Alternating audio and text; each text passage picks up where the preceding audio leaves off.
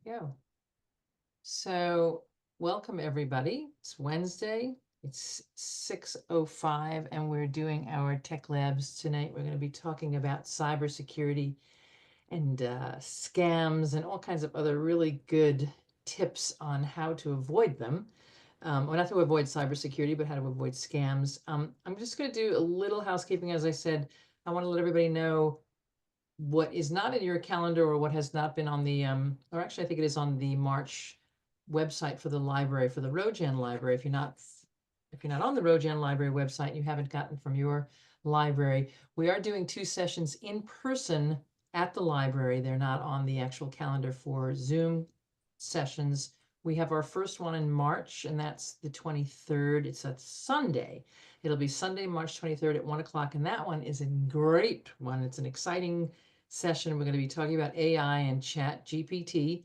That is in person, and I think Pam needs a big, wider screen to go over it with everybody. So that's in person at the Rojan Library. And off the top of my head, I have to, it's on Route 22. If you don't know where the Rojan Library is, the address actually is 9091 Route 22. It's in Hillsdale, or in the border of Hillsdale and Copic, but you'd know it as Hillsdale. It's at the library in the community room. It'll be Sunday the 23rd at 1 o'clock, and we're going to be talking about AI and Chat GPT. Very important to know nowadays. This is something everybody should get into. So, and Pam is an expert on it. So please try not to miss that one. That's on the 23rd. I'll tell you about the one in April. I can tell you now, but it will be, I'll announce it again. There'll be another in-person session at the library in April, and that one we're going to be doing sort of a lab, if you will. It's kind of a walk-in walk-in tech clinic where you can come in with questions, with concerns, with anything technological that you don't know, any technology that you're just not sure of, any questions. Not so much hardware, although if you have some hardware issues, we can try and attack that. But there'll be a bunch of us. We have a team of people who are going to be there at the library on Sunday. That is April 13th. Put that on your calendar. That is at 1 o'clock. And it's a walk-in clinic. It's a tech clinic. So if you got any questions for anything related to technology, we'll try and answer them. A bunch of us, including me. I will try my best. Like Anyway, computer technology, we're not going to fix toasters. no, no, we'll So, try. We may have a couple of people there who could do that, but we won't do that. so For those of you who don't know, I'm not going to go into Pam's bio. I always go into your biography, but for today, I think I'm just going to talk about a couple of fun things about Pam that you may not know. First of all, Pam Doran is our tech guru. She's going to be teaching this course tonight, but also Pam has a black belt in Taekwondo, which is it's kind of scary, Pam. I don't want to be in an alley with you. She's also a two-time, what am I looking at? Championship. What do you got there? those are my awards. That's my national championship and my Okay, you black. also, she's a two-time national champion with the Amateur Athletic Union, the AAU. I don't know if anybody's familiar with that, but it is it's an amateur sports organization, and Pam's a two-time champion of that. So these are little tidbits about you, Tam. She's also an aerospace education member of the Civil Air Patrol, which serves as the official civilian auxiliary for the United States Air Force. So she's kind of doing all kinds of things. She's really talented in every which way.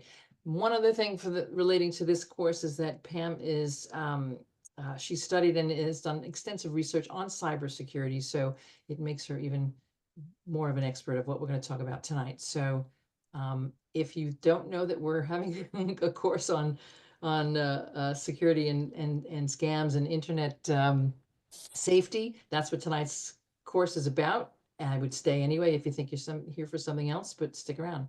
And Pam, it's up to you now. We're on. We're watching. We're listening. So thank you for I coming. can't seem to open this on my computer. Sorry. I can't seem to open this on my computer. I can open it on my iPad. Okay. Well, there you go. Can you hear us? I can hear you, Okay, very but good. but it's very hard to see because my iPad's very small. Okay, well, I'm gonna, in the chat, this is the document that I'm sharing with you that I'm going to use for most of this session. But with the cybersecurity session, normally I run it more like a roundtable. Because even though it sounds like a very intense, computer technology thing, the majority of cybersecurity you have already. You just haven't applied it to your digital life.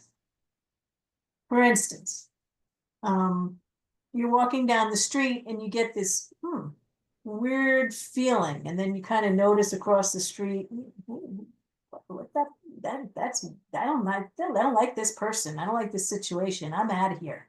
I'm leaving. You have this self-protection already built into you. You can tell when someone's not telling you the truth when they're in front of you. You can tell when someone is being dishonest. You've got a very good compass already to protect yourself. You just need to apply that same sensibility, that same intelligence that you already have to your digital life. If something feels strange, something feels weird, trust your gut. Don't think that, I don't know enough about these computers or anything like that. You do know enough about your own mind to trust your mind when you feel like something feels strange. And when you have that moment, this doesn't feel right, take a pause, look at it carefully, and we're going to look at some things carefully tonight, and phone a friend. One of the biggest tricks, one of the biggest cons that they try and do, regardless if it's an email, a text message, anything that you receive, is a sense of urgency. If you don't do this now, the whole world is going to fall apart. If you don't click this link right now.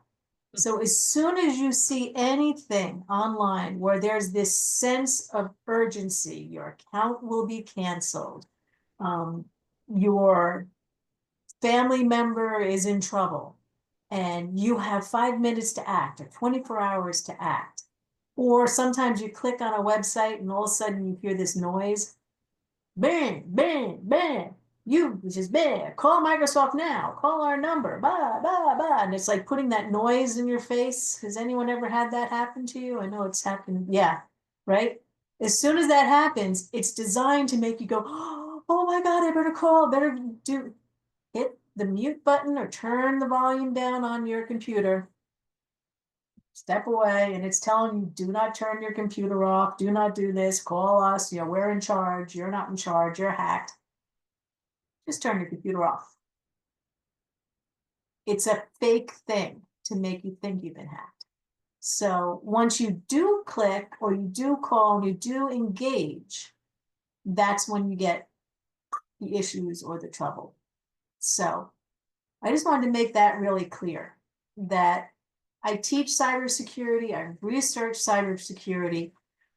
There's antivirus software, there's all of these things, but nothing is as strong as your critical thinking. All right, you're all here, and we've all survived things in our past. You can survive anything that happens on a computer. Computers are easy. Just use your critical thinking, take a deep breath, either phone a friend, you can send me an email.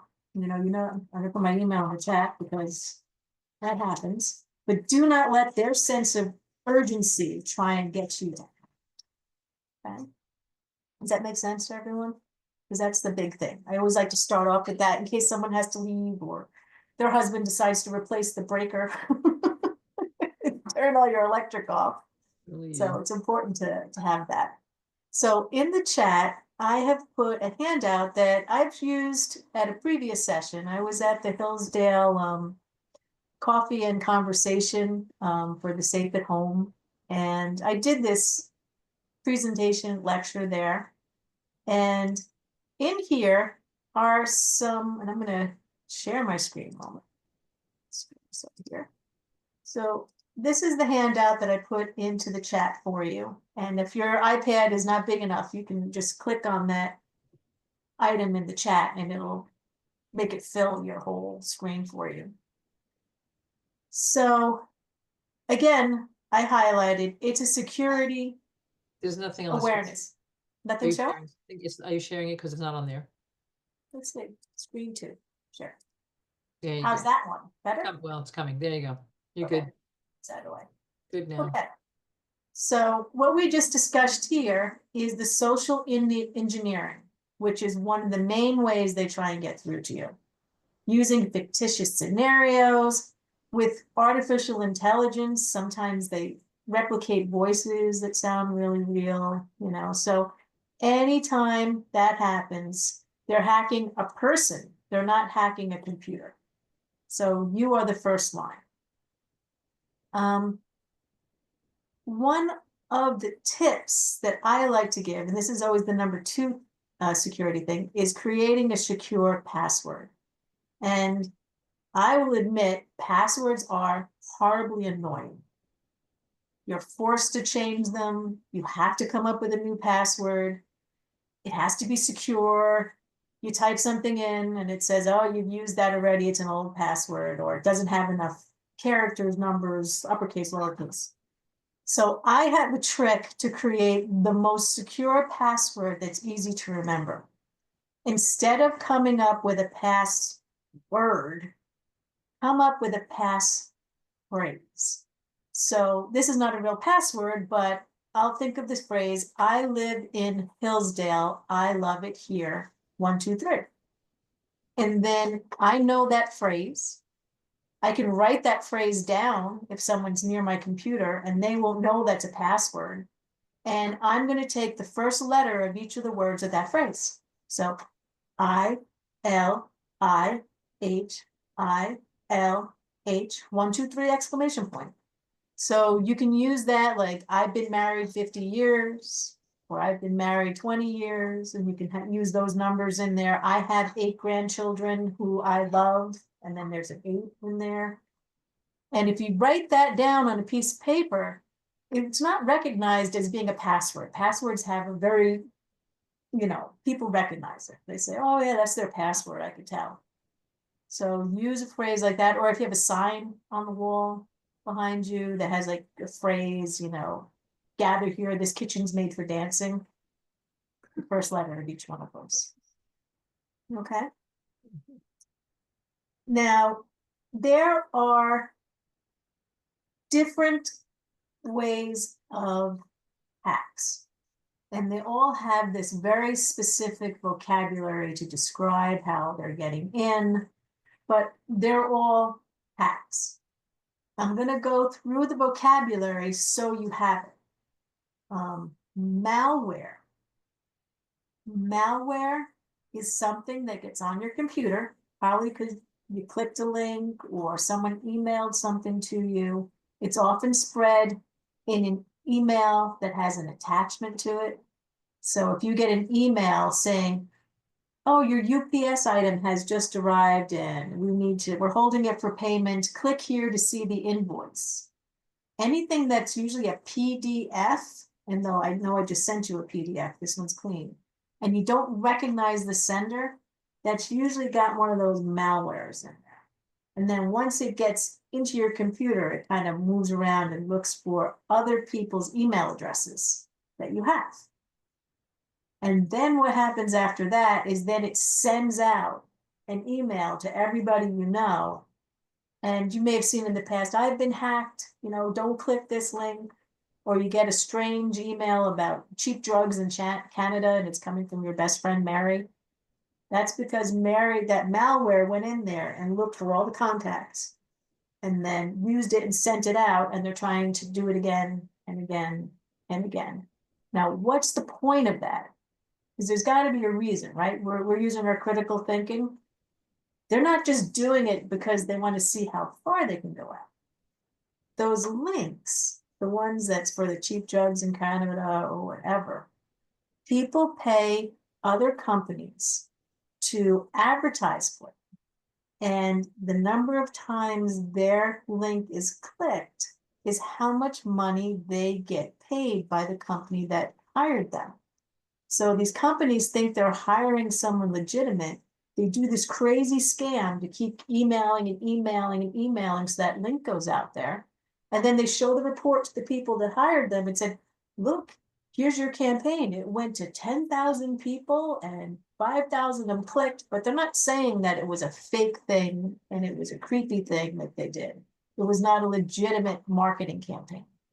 So there's always a money scheme behind these things. So again, when you see that now, think about how they're trying to rob you. Okay, so you see something, even if it comes from someone move away from it, just let it roll. Okay, so identity theft. Here's one that has been going through, and it's an easily preventable one. Again, a low-tech one.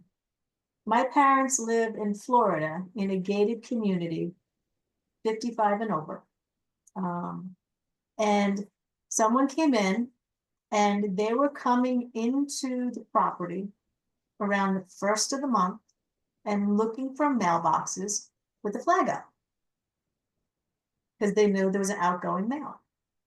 They take the mail, open it up, take a look at the check, take a picture of the check, put it back in the envelope, seal it, and let that bill go out and be paid. So you're none the wiser that your mail has been looked at, checked, grabbed.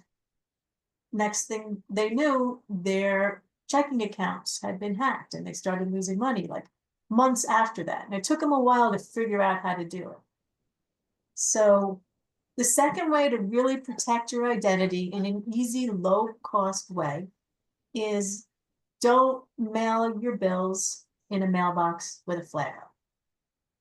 Take them to the post office or go to the bank and learn how to pay the bills using your mobile device. And that was the advice that was given by the law enforcement that was involved with this. Has anyone here, I'll take a pause, had any experience like that or information that they want to share or stories they heard from someone else that was similar in that manner? Of anything I've discussed so far. Pam, do you want to take the form off because we really can't see you? We're just looking at this form. Or do you want to continue to go through the form? There you go. Do that. Yeah, I mean you can continue to do that. I Okay. only have a comment. I don't have any experience with that kind of identity theft, but I do have the opposite of what you said.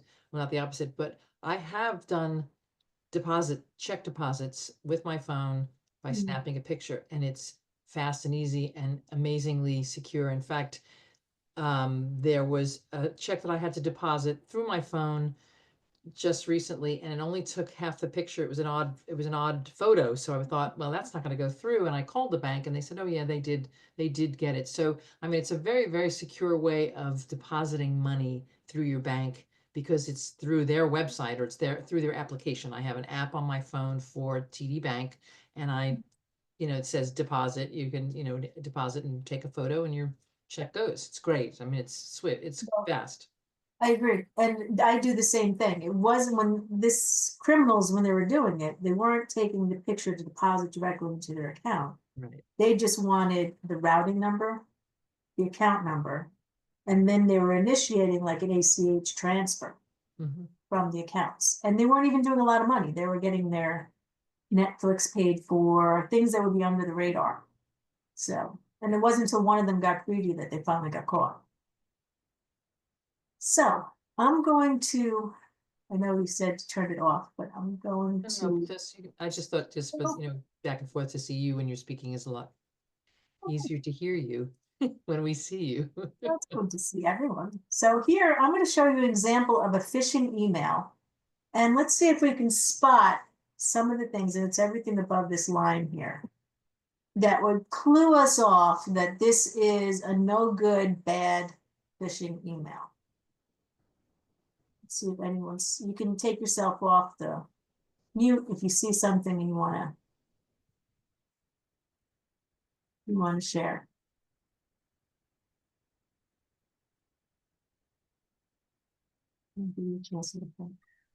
So the date on the top is different than what they're talking about. It's like a year's difference, April 13th, 2023. And the subject of the invoice on top is August of 2024. Excellent. Is one thing. Excellent, good spot. There's more in there. What else is in there that could, The from line doesn't look authentic. you're right. The from line looks horrible. It doesn't look like, looks like it's trying to be Citibank, but it really isn't. All right, let's see, what else do we have in here? There's a lot of misspellings in the notice. Yes, loyal customer. All right, with an R. Misspellings are very common.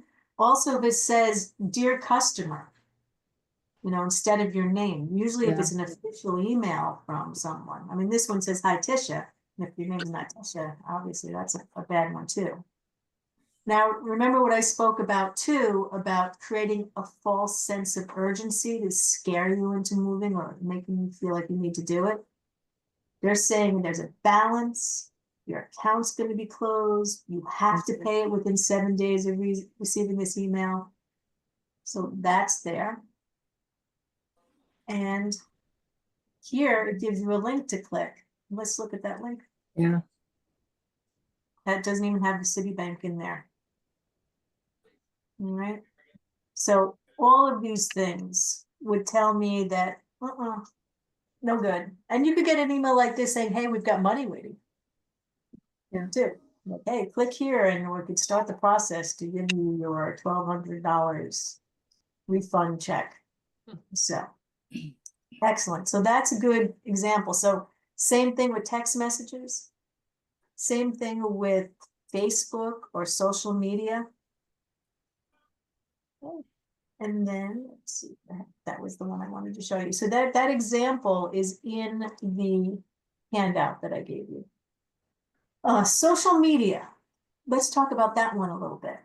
I use Facebook, TikTok, many different social medias, mainly because where I work, we're always trying to find students to enroll in the college. We have to go where they are. So I really don't use it a lot for my personal life. But I do use it a lot. And one of the tricks that they do on social media, and this is very prevalent on Facebook, is you'll see a picture and it will say something like, oh, everyone thinks I'm a really ugly puppy. I guess no one will share this. Or share this because a little boy is hoping to get 10,000 shares. And then if he does, he's going to donate his allowance to cancer research. Or usually quite heartbreakingly around holidays like Mother's Day or Father's Day, it will say, here's this candle if you have someone that you love who's not here with you anymore. And it seems innocent and it seems very appropriate, especially if your heart is hurting because you miss someone. But what they're doing, the scam they're doing again, remember, trying to get a big emotion out of you, that's one of the tricks, is when that item starts scrolling down towards the bottom and it disappears and it disappears and it goes away, they can still edit their post. And even though you don't see it because it's so far down on the list there, they change the picture and they make it something else.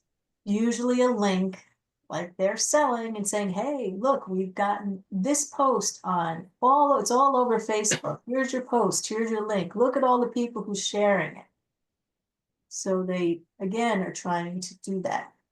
I think it's a wonderful thing to share with your family.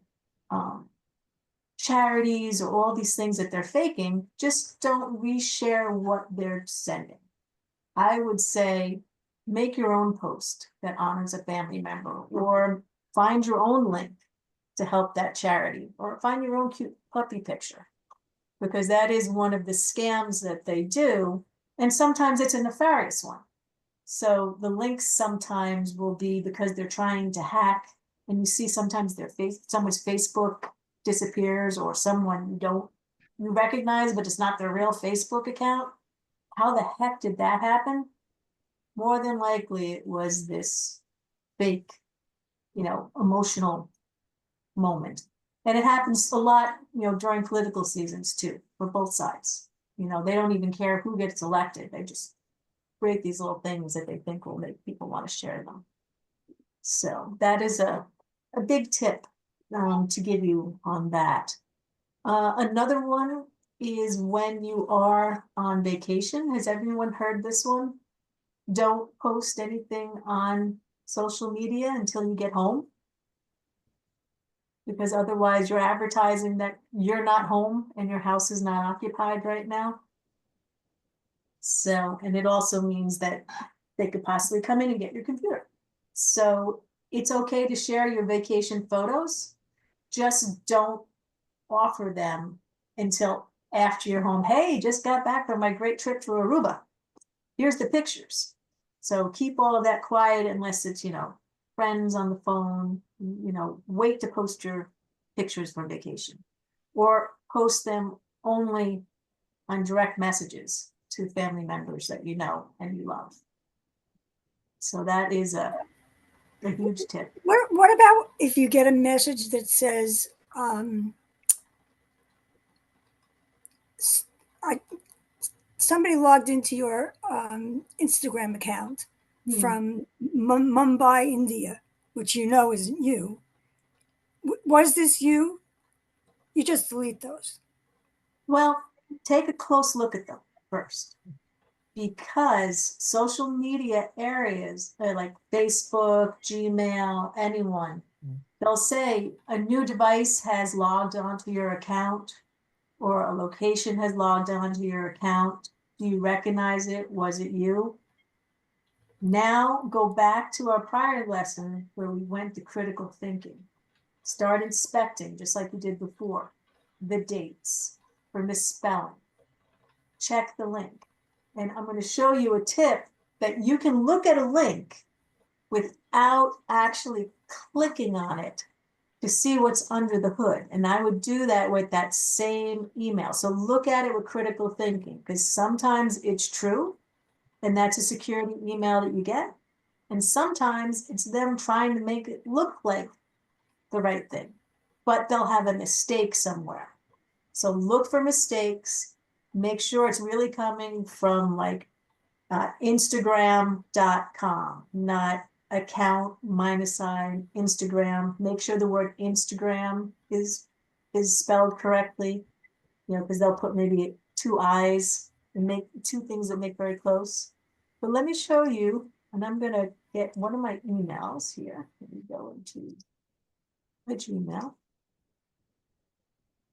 And I will show you how to check, and I'll try and zoom my screen in as much as possible. So let's grab.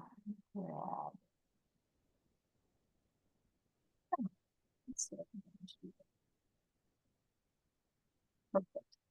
Okay, let me share my screen here.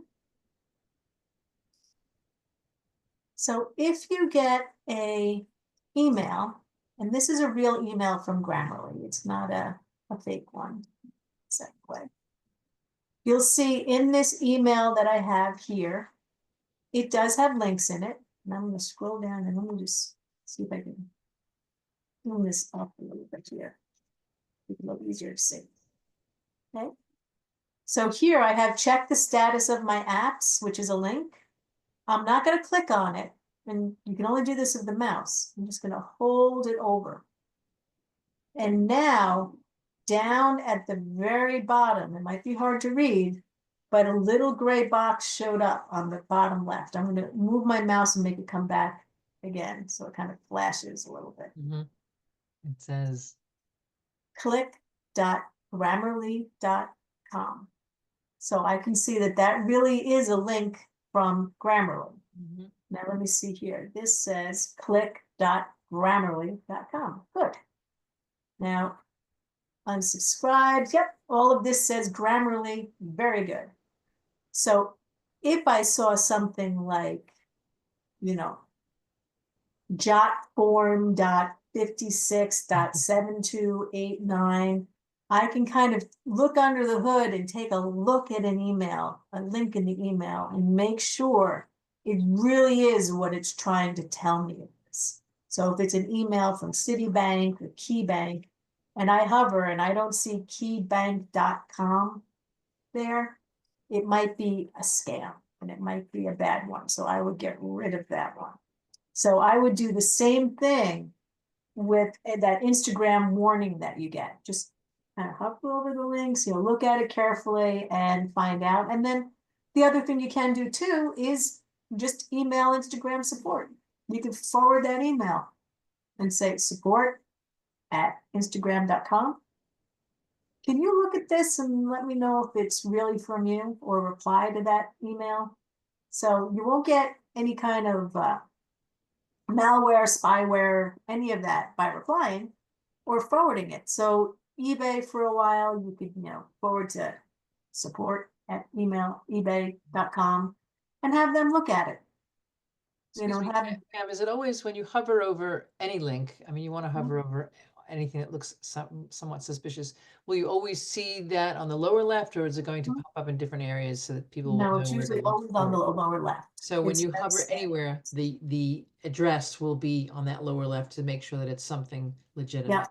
Okay. The only time it's sometimes different is in Outlook. If you use Outlook email, sometimes it'll show up as a floating box just above that link.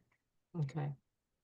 But those are the only 90% of the time it's there. Of course, Microsoft decides it has to be weird, so it does that. So that's an important thing. And thanks for bringing it up, Barbara. That was a good question. Okay. Does anyone else have any very specific cybersecurity questions they would like answered before I continue? Pam, I Is have it- a question about a security thing on a telephone text. I've gotten one 5 or 6 times over the last couple months, and it refers to a toll from your, the thing on your windshield. Okay, you owe such and such. Click here to pay immediately. Now I know that that is not true. So what I'm doing is I'm not opening it, but I'm going below and reporting it as junk. Is that the correct action? That's absolutely the correct action. Okay. Is All right. correct. And that is a common one that's coming through. My mother-in-law, who hasn't driven a car in 20 years, got that same text message, and she's never owned an Easy Pass. All right, She's great. Thank you very much. forever. So Easy Pass, that's been coming across, and there was another one, but it was similar. It was Yeah. again like your bill's past due. Yes, and- that's what I've been getting.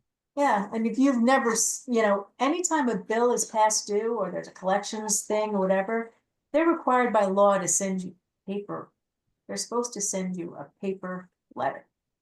They're not supposed to do the email. They can send it as let you know that the paper's coming, that they've mailed it to you, or, give you a reminder. But there's usually no action in there. They're either gonna call you or you're gonna get paper. So there's anytime you see anything like that, and as you already knew, it was time to report it those 4 times that it came.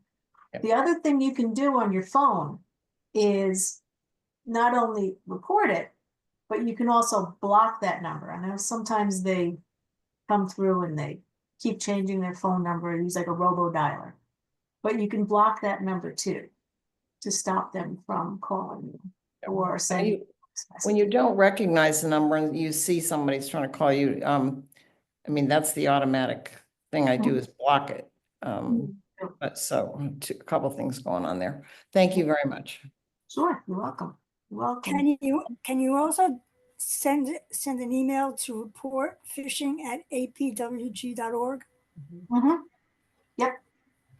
You can do that too. There's plenty of phishing places. There's also the Better Business Bureau has one.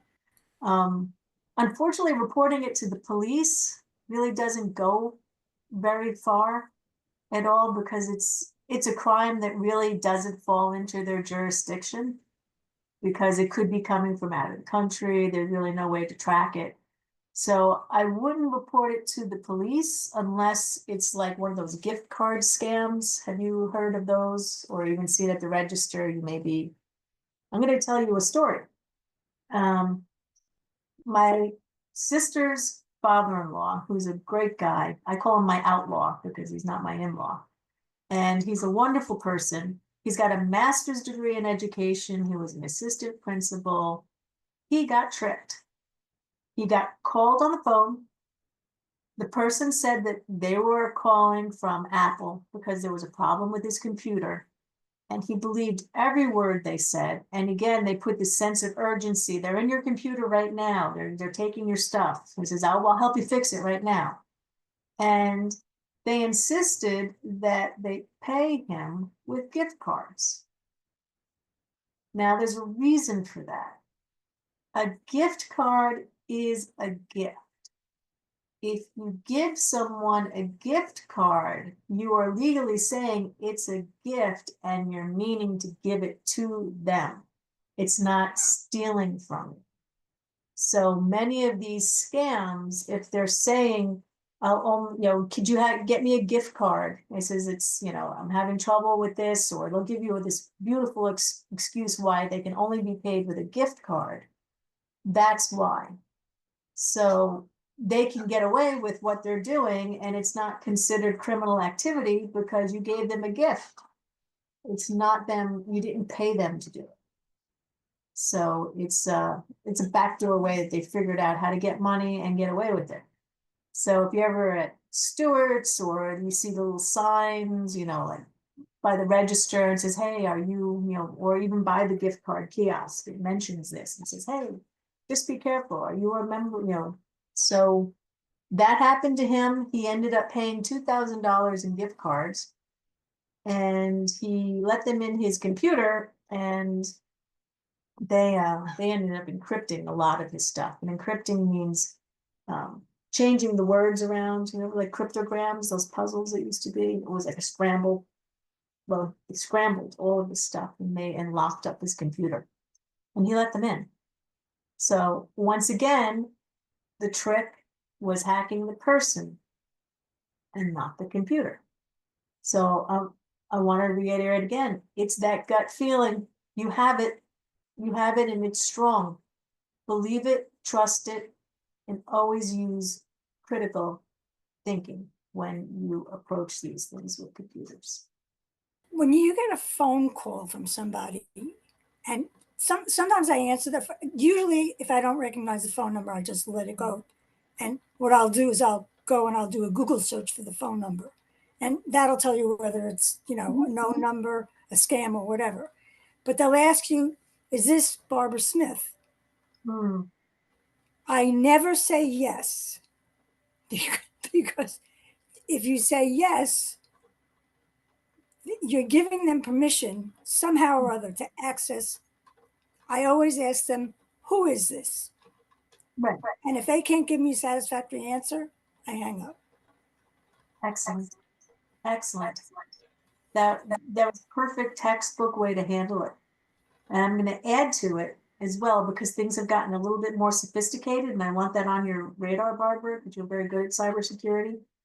With AI, they now have the ability to completely mimic someone else's voice.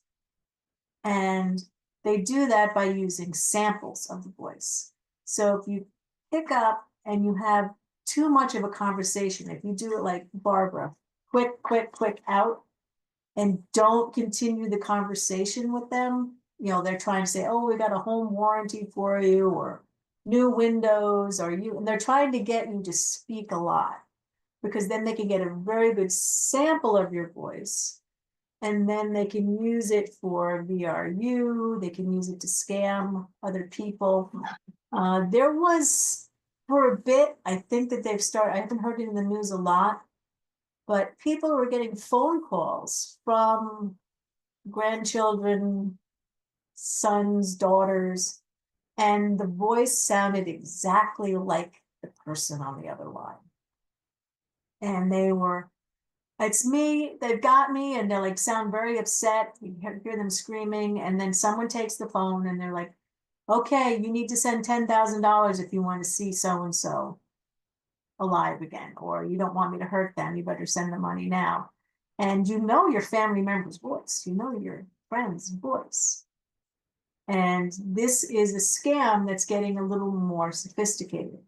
And normally they're mimicking a younger person, because the young people are on social media, doing videos, talking, like myself, I'm doing this long conversation. I do many tech talks. Probably out there is a pretty good fingerprint of my voice because I've spoken a lot across the digital media. So my family's aware of that. And I'm like, you know, just because they sound like a family member doesn't mean that it's real. So one time my mother got a phone call saying, Grandma, it's me. I'm in jail. He says, who's this? He says, your grandson. And she looks over on the floor and her one and only grandson is there playing Xbox in front of the TV. He's like, really? You're my grandson? So again, if it's an unexpected call, use a little bit of critical thinking, find out, cross-reference. So if you have a phone call and it's someone saying, hey, it's so-and-so, I'm in trouble, blah, blah, blah, blah, blah, blah. Have someone else, call Louis a second, find out what's going on, and cross-reference, or they say, okay, hold on 1 second. Let me just check something. Call the hospital, call the urgent care, do whatever you got to do just to make sure that, cross-reference, make sure it really is true.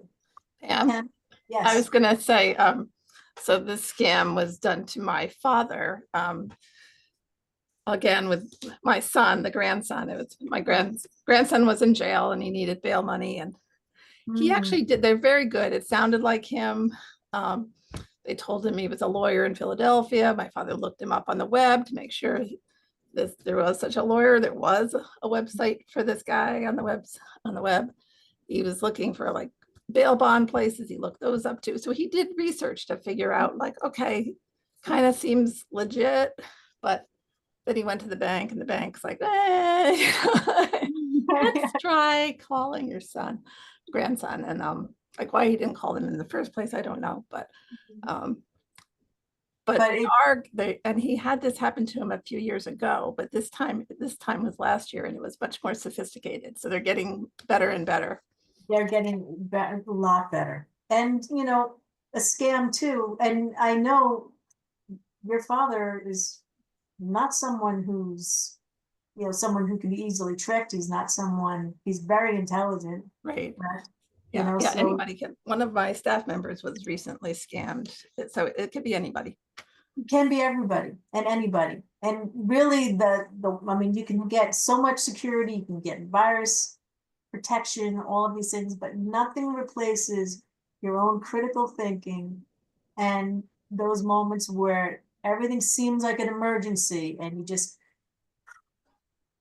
you've dealt with emergencies in the past like that as well. If there's a fire in the house, you take a moment, you're like, oh God, what's going on? And then you're like, okay, where's the fire extinguisher? Okay, let's get everybody out of the house. You get past that one moment of, oh, what's going on here? And you start using that critical thinking to secure your own safety and to make sure your family and your friends are safe. So Pam, Often you'll get an email and that you're not interested in and you want to unsubscribe. And sometimes you'll get at the very top, this was sent from a mailing list. Do you want to unsubscribe? At the very top of Gmail. Or at the very bottom, where the organization is, at the bottom it'll say, whatever the organization is, and it'll say unsubscribe.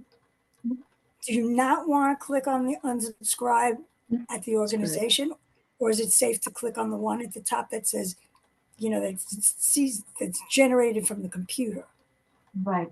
Both are good answers. Both are valid. And I like to do that, especially if it's like a newsletter from the Audubon Society or something, because if I mark it as junk or if I mark it as spam, there's a chance that they'll get blacklisted and their email will stop going out to the people they're trying to reach. So I usually do the unsubscribe. button as well. On the top, that means Gmail is just, or the computer is going down and clicking that link for you and doing all the work. If Okay, you go so to the bottom- that's safe. But Mhm. if I see an unrecognizable, Right, and it's a newsletter. Where did this come from? It has nothing to do with me. It's nothing I'm so interested. how do you get rid of that? Those you can mark as junk. Those you can mark as spam, and then they will go to your, it'll go into your spam folder from there on in. But I'm always very mindful of not making sure I like a local museum or something like that. Sometimes they'll try and reach out to people. So I'm careful. But those are both safe options, Barbara. It's another great question. So I'm going to show you how sophisticated those AI voices are. Is everyone familiar with Johnny Cash? Johnny, right? And actually make sure I'm sharing with sound because this is important. Okay. So I have here, are you seeing this side here where it says Johnny Cash? See this? We see your Okay. Google. Yes. It's your Google. You do. Okay, so I'm going to play this YouTube video, and this is, they took AI, they take a fingerprint of Johnny Cash's voice and made it sing an 80s pop song, and you'll see it sounds exactly like Johnny Cash, even though it's not him. After this commercial. Hang on. I don't pay for my YouTube. Right?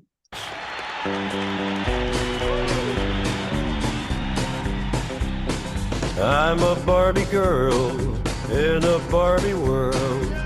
Life in plastic, it's fantastic. You can brush my hair, undress me everywhere. Now, that's an absolutely silly song for Johnny Cash to sing, but it's thoroughly convincing that that is Johnny Cash singing this song that he absolutely never sang before in his life. And that's the technology that they're using in order to try and create that moment of, oh, this is real. Oh, this is an emergency. So that's, and it's getting more and more sophisticated too with videos as well. So don't always trust the pictures that you see or the videos that you see, because with AI generated content, it can look very real. So if you get a picture and it's trying to show you, oh, look, here's your family and they're hanging off of a cliff and, you know, hurry up. Oh, here's the car that your family was in and there's a picture of a car and you see your family next to it. You know, again, just like Tammy was saying, call those people, cross-reference, verify, right? Use critical thinking. I Yes, read Bob. somewhere where you know when you go into a website and they want to make sure it's you, and they want you to click on captcha, which is one of the. And I read somewhere that some of the captcha verifications are scams. How do you know that you can click on the captcha that you've been sent? You know, That's a it'll good say pick question. out of 12 boxes they want, you know, pick out the one with a motorcycle in it. Right. Okay, so the staircase or curtains, I've had that. And Right. I'm not a fan of them. So I read somewhere not to click on them. Yeah, But no, if you don't click can, on it. you can click on them. If you have gone to that website and you have chosen to engage with that website. So Okay. if then it's okay. But if it's a random form that you happen to get and there's a captcha at the bottom and you're like, why am I getting this form? Or why is this here? Or if you're trying to buy from a place that you don't recognize, sometimes you're Google searching and you're like, oh, that's the pillow. That's the exact pillow I wanted. That's the one I needed. Had that happen to me once with tiles.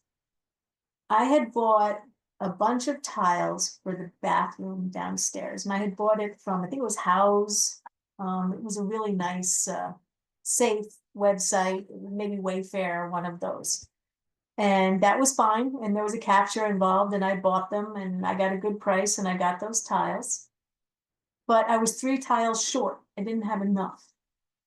And I was like, okay, and it was a very pretty tile, with the sparkles on it, very unusual, not something that I would find at Home Depot or Lowe's. So I flipped it over, and I found the SKU, and I found the name of the brand, and I'm like, well, I gotta find these 3 tiles. They're discontinued on that website, and they were discontinued everywhere I looked. So I went and I searched for the SKU, I searched for it, I'm like, oh my gosh, there's one website that still has them. And I clicked on it. And I immediately got that feeling. And that's a website that I would not have bought from or used their capture. Because I just had this feeling that I was not in a safe place, even though I was staring right there. And to this day, I am still 3 tiles short. So the tiles that I bought are not on the floor and they're not returnable. So anyone has a really small bathroom, they might be interested in some very nice tiles. Come see me on Facebook Marketplace. I imagine you could couldn't you check the website on Google as well? Like just to see how legitimate or not legitimate? Yeah. And and also Barbara made a good point too, when she said she would check the phone numbers that she received. Do the same thing if you found a website and, reviews, and then type the name of the website and see if anybody said, oh, don't get from these people, or don't rent a car from them. Da, da, da, da, da. If it's not a large name that you recognize, or a smaller name that you happen to recognize. Like if I went to, the Hillsdale General Store's website, I trust that store. I know the people who run it. If I wanted to go to like the Rojan Brewery, or if I was going to some of the stores in Chatham or Millerton and they have a web presence, I'd be totally fine with the capture there, because I know that website. I made eye contact with them. So that would be a safe place to shop. But if it just happens to be, oh wow, here's this really rare item that it's hard to find, and here it is. Oh, I need it. Or this is the toy. I finally found the toy sold out everywhere, but I found the website where the toy is the one toy they want for their birthday. I found it. They know. They know that these are rare or discontinued things, and those are usually the items that are have the bad captures or the bad things. What about purchasing things on Facebook? I try not to purchase things on Facebook unless I can go to the site online and Yeah. buy it when I go to the site online and buy it from them. But there are a lot of places where you said, Yeah. oh, offer, special offer, 3 bottles for $46. This Oh, yeah. is My dear husband, who turned the lights off on me before this meeting, had that happen to him. He bought a series of trucks. They were supposed to be remote control construction vehicles. Very excited about them. Good price. Couldn't wait to get them. He bought them. They arrived, and on the videos, these trucks looked, pretty big, and they had all articulated, and they do things with the backhoes and tracks, and very exciting trucks. They arrived. They were like this big, and they were the kind of trucks where you went, nee, nee, nee, nee, boom, and they took off. They weren't even remote controlled. So it was a total scam. And then when he tried to go back and say, hey, these aren't the trucks I bought, site was gone. So anytime, with caution, with care, you trust your judgment. If it happens to be, Kohl's is having a sale and it's part of their social media campaign, and you click on it and it's the usual Kohl's website, that's fine.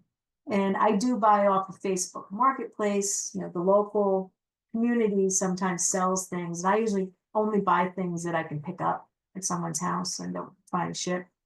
So there's a few things that I bought. Actually, the guitar behind me, Facebook Marketplace, and I ended up buying it from someone in Hudson. And I just met them at Dunkin' Donuts, gave them money, got that guitar. So cybersecurity, and then we're getting close to the end of time here. For the most part, your security is your choice. It's your critical thinking, and you decide what is the right threshold of safety. Where you feel most comfortable is the right answer. So if you feel comfortable writing down your passwords in a book and putting it in the drawer and locking that drawer, that's appropriate and good cybersecurity. If you feel more comfortable saving your passwords with Google Password Manager, that's fine too. Everyone has their own level of security. And going back to passwords, try and not use the same password on every site. And if that's hard to do, your email password should be completely different than any other password you use. That one should be completely unique. Because if anything goes wrong, or you've lost a password, or you think you're locked out of somewhere, that's the place where they'll always email you for a link, or they'll email you a code to get back in. So that's the one password that you want to really secure. And I would add under that any financial passwords that you have. So the password to your bank. So those two passwords should be completely unique. I will say that I get lazy. If it's like a newsletter or a blog, and they just, I'll use the same password for that. If there's no stakes in there, it doesn't have any of my personal information, it doesn't have, and that's my threshold of where I feel safe. And that's fine. But if you want to have a different password for every website, that's appropriate too. So my point is, in conclusion here, don't let them scare you. That's the first thing. It's more than a firewall. It's more than a virus protection. It's scaring you and trying to, or get you excited about something. And be careful with your passwords. Remember the tip that I gave you about a passphrase instead of a password. That's definitely more secure. And be safe. Enjoy the internet. I one last question before we leave. I went into my settings, and under settings, under passwords, I guess, I got a notice that my 4 sites or 5 sites were involved in a data breach. Okay. And they recommended that I change the passwords on those sites. Okay. Was that on Google or Google Chrome that you found that? That's on, no, I think I was on Safari on my iPad. Okay. So a notice like that on Safari, Chrome, Firefox, or Edge is a good notice to act on. So yes, whatever the wizard puts you through in that instance, if it's on one of those 4 browsers, use the wizard. So you click on it and it will send you to that website and the area where you can change your password. So that would definitely be items to act on. Okay. So that's a great question. And if you get, an email like that too, there's also different, I think Capital One, a few of them out there have dark web monitoring. And if you get a notice from them and you pay for that service, it's not just a random one that comes out of nowhere. Act on those too and change your passwords. Are there any other questions? Yeah, not any questions, but just 2 quick stories. The Sure. DA in Berkshire County did a program similar to this back in the spring.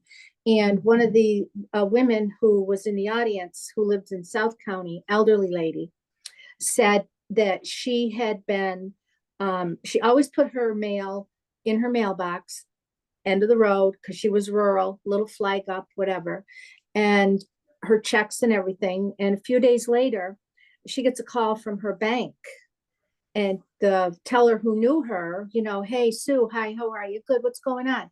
Just want to double check that you actually wanted to transfer the $10,000 that you're asking for. And she was floored. she said, I'm getting in my car, I'm coming right down there now. So there was no way that she was going to want any money out of her account transferred. And so I guess maybe that's an advantage of living in a smaller community where you do your local banking and people know you and whatever. Oh, So, yes. yeah. And another woman spoke about the call. Oh, your grandson is, in jail, yada, yada, yada. And she let them go on. And the woman's thinking, I don't even have a grandson. So why are you calling me? So she said, the only thing I said to them was, well, he got himself in trouble. He can get himself out of trouble. And she hung up. So they were like two really decent things. But like you say, you've got to really be, and it seems the elderly are the ones that are always, falling for these things and getting scammed and getting hurt and, one way or the other. And you try to tell them, no, don't do that. Don't do that. And it's like, but, so they kind of have to come to some sort of a conclusion so they don't, lose all their savings and whatever. But this was good tonight. Thank you. There was a theory I came up with back when I was working at the library, and this, not our library, but down at the Desmond Fish Library. And I used to help a lot of people with computers. And this was 2000, no, a little past that. I would say maybe like 2007, 2005, around there. And the younger kids would go in and they would click everything, boom, boom, boom, boom, boom, boom, boom, boom, boom, boom, boom, ready to go. And the people that at that time were in their 70s or 80s also boom, boom, boom, boom, boom, boom, boom, boom, click, click, click, click, click, click, click, click. The boomers, whenever they came for help, were absolutely terrified of their machines. And one of them said, well, that's because we grew up in the time where there was one button that was going to blow us all up if we didn't dive under our desks. And he thinks that, he was like, I think that we're a little bit afraid of any kind of button that could possibly just poof and take away our entire computer. He says, we were kind of conditioned as kids as that. And I thought that was an interesting theory that this patron had come up with. And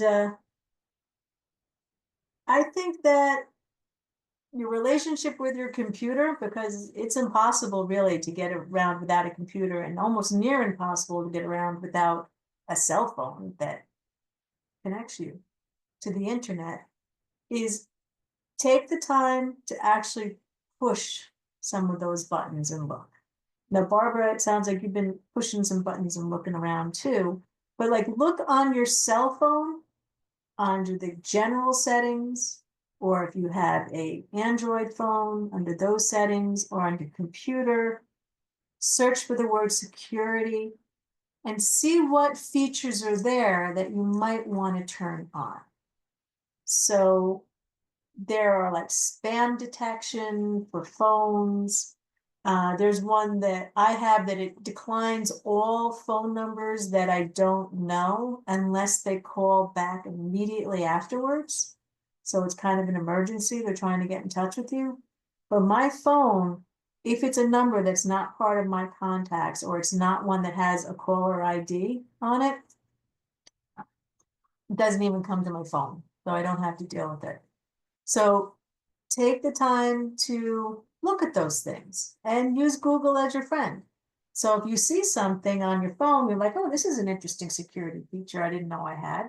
How exactly does this work?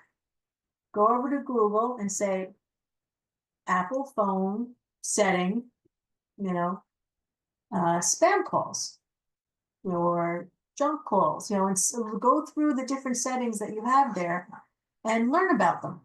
And see what's that you have that you didn't have to pay for, that's built into these devices. Because Apple, Microsoft, all of them, Google, they want their devices to be somewhat self-protected because they don't want it to die and have you go and buy their competitors' stuff. They don't want you to think, oh boy, I got hacked and I have an Apple. You know what? I'm so tired of getting hacked. I'm going to go get an Android, or vice versa. Or I'm going to go get an Apple because I'm tired of this PC getting virus or whatever and hacked. So there's a lot of things that are built into the computers now to self-protect that you may just have to turn on. So go ahead and explore. Feel free. You're not going to hurt anything by checking these things. Any other good questions? There've been some great ones tonight. And I'll stick around and answer every question. If you're ready to go and you have other things to do, you can drop off at any time. I'm not going to be insulted. I won't be sad. I will be happy to see you next time we get together. And if you have any more questions that you have, or any questions you'd like me to answer, I'll stay here until the last person. So I'll be the last one to turn the lights off. Is there, Beth, is there something in the library on Sunday? A computer, something on Sunday? Sunday Sunday? afternoon? Not this Sunday, no. Not this Sunday, okay. You talking about were you on when I spoke earlier about the in-person session that we're having on the 23rd? Were you online? Were you here? Maybe that's it. Maybe that one's, Having a that's the one we'll do. labs on March 23rd on AI and Chat GPT. That's in the library on Sunday the 23rd at 1 o'clock. 23rd. And that one's kind of be like a little bit of a workshop. I'm going to start off with just kind of a lecture on what exactly is ChatGPT and generative AI and what are they talking about. And then we'll take a break. And then anybody who wants to stay on and learn how to do prompt engineering or how to really use ChatGPT to its fullest and explore some of the ideas and ways you can create art, create letters, newsletters, rubrics, anything really, role play, practice a language. There's a whole bunch of things you can do with ChatGPT that are pretty amazing. Compose emails. Beth, you're muted. What I said was it's for the AI curious. Is For what the AI curious, right? AI curious is what this Tech Labs will be in person. Yeah. So we'll do an introduction to it and then move on and try some things that can make your life easier. Analyze numbers, budgets. It's pretty amazing what it does, really. Great recipes, diet plans, all kinds of stuff. So Thank you, this was great. Thanks, thank you Pam. for coming. Thanks, Beth. Thanks for coming. Thanks for coming. Okay, thanks, Tammy. She put in that she posted the document I sent along with the video. It's going to be on the Columbia County Library Association website. So if you want to follow up or share it with someone else, feel free. So, Thanks, everybody. all right. Thanks, Pam. Always. Thanks, Beth. I'll see you Bye. soon. I think. Signing off. Pam? Have a good night. Bye. Thank you.